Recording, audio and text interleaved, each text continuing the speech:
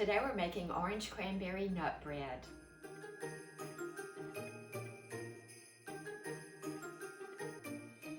This bread is loaded with fresh cranberries, fresh orange juice, fresh orange peel. Golden raisins and pecans are additional add-ins that take this bread over the top. And as with any quick bread, you can omit some of the add-ins and the recipe remains the same. You can still make a delicious orange cranberry bread and omit the raisins and the nuts. This recipe makes 1 large loaf or 2 small loaves. We're starting with 2 cups of all-purpose flour or bread flour. 1½ teaspoons of baking powder, 1/2 teaspoon of baking soda, 1 teaspoon of cinnamon, and I like to add a 1/2 teaspoon of nutmeg, and a dash of salt. Quick breads are so easy and so rewarding. And you can use all granulated sugar, you could use all brown sugar. I'm using half granulated sugar and I'm using half dark brown sugar because I just like the richness and the chewiness that the dark brown sugar gives us. The dark brown sugar has more molasses than the light brown sugar. We're tossing in 1 cup of chopped cranberries, fresh or frozen, 1/2 cup of coarsely chopped pecans or walnuts. I'm adding a 1/2 cup of golden raisins, and you can skip those if you don't like raisins. We're adding a tablespoon of freshly grated orange peel. Now I'm going a little heavy on that.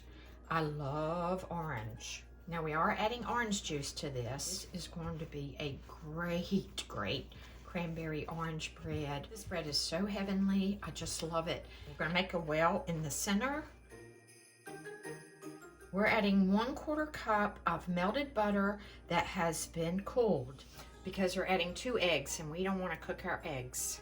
We're adding 3/4 cup of orange juice, and if you don't have orange juice, you can use milk. I'm adding 1 teaspoon of vanilla, and we are just going to stir this until it's blended.